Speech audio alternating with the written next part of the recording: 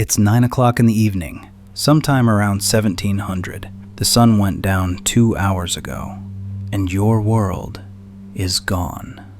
Hold your hand in front of your face. Nothing. Step outside your door, and within 100 steps you could fall into a ditch, a canal, or a river. People did, regularly. Coroner's records are full of them. There is no switch to flip, no screen to scroll. For the next 12 hours, the planet simply turns off. And here's the strangest part. You are not going to sleep through it. Tonight, like every night of your life, you will sleep twice.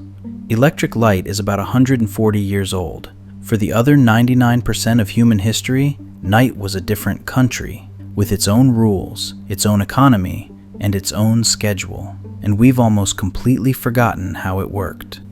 Let's start with the rules. In medieval towns, night began with a bell, the curfew bell, from the French couvre-feu, cover your fire. When it rang, you put out your flames, the city gates locked, and being caught outside could get you arrested. Night wasn't just dark, it was illegal. Why not just light a candle? Because light was a luxury. The economist William Nordhaus calculated that the light you now get for less than a second of work cost your ancestors hours of labor. A single hour of candlelight was a financial decision. And the candles most people could afford weren't even the nice ones.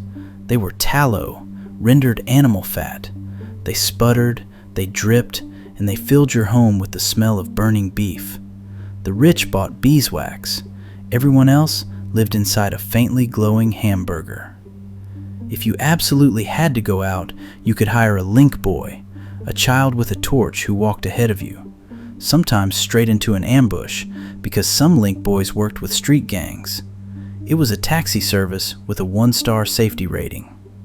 The only authority out there was the night watch, ordinary citizens taking turns to wander the streets with a lantern, a stick, and absolutely no enthusiasm.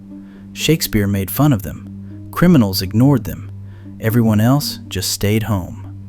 Which brings us to the night's biggest secret, the one historians only rediscovered in the 1990s. Historian Roger Ekirch was reading old court records when he noticed witnesses kept using a strange phrase, "after my first sleep."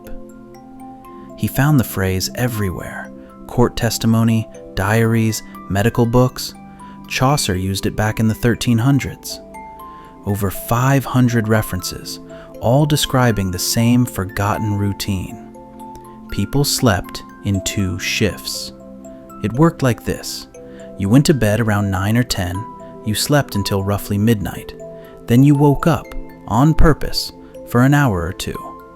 And then you went back down for your second sleep until dawn. That midnight hour even had a name, the watch, and it was busy. People prayed, smoked, reviewed their dreams, visited neighbors, committed light crime, and doctors specifically recommended it for making babies. One French physician wrote that couples, quote, "do it better after the first sleep." If this sounds made up, it isn't. In the 1990s, psychiatrist Thomas Wehr put volunteers in 14 hours of darkness every night, mimicking a world without light bulbs. Within weeks, his volunteers settled into 2 sleeps with a calm, wakeful hour in between. The pattern is still in us. It's just buried under 140 years of light. So who was actually awake out there? Bakers, firing ovens at 3 a.m., brewers, night soil men emptying the city's toilets into carts, a job so unpleasant it paid extra, and grave robbers supplying medical schools with study materials. The night had an entire economy of people you'd rather not meet.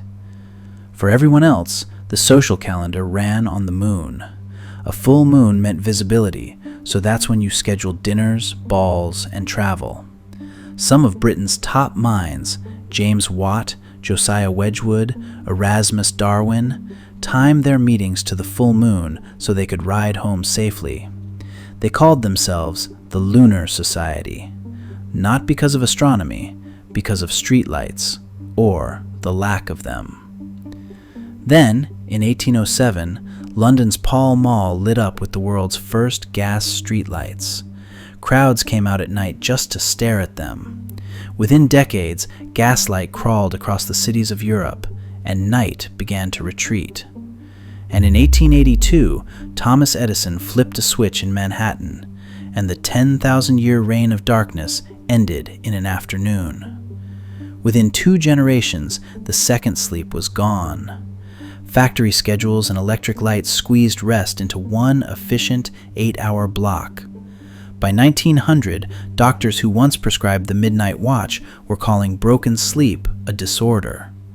We didn't just light the night, we rewrote what normal sleep means. The night itself became optional. Cities stopped closing. Shifts stopped ending. For the first time in history, humans could simply ignore the rotation of their own planet. Today, you have never seen real darkness. Genuinely, if you live in a city, you may have never seen the Milky Way. The darkness that terrified and structured every human life before you, you'd have to drive for hours just to find it. And if you wake up at 3 in the morning and can't fall back asleep, staring at the ceiling, wondering what's wrong with you, nothing is wrong with you. That's not insomnia. That might be the oldest sleep pattern on Earth, knocking. Your body still remembers a schedule the world forgot. Your ancestors had a built-in hour of silence every night. No light, no tasks, nowhere to go. An hour alone with their thoughts, every single night of their lives. Psychologists today charge for that. We call it meditation, journaling, mindfulness. They called it Tuesday night. We gained the night. Concerts, cities, 12 extra hours of light. The trade was real and mostly worth it. But we lost the only hour humanity ever truly had to itself. So tonight, when the lights go out and you're lying in the dark, remember, for thousands of years, this exact darkness was half of every human life. The night didn't change. We did. And somewhere underneath the streetlights and the screens, the old night is still there, one power cut away. If you enjoyed this, you'll want to know how medieval peasants survived winter without heating, because badly is only half the story. Subscribe so you don't miss it.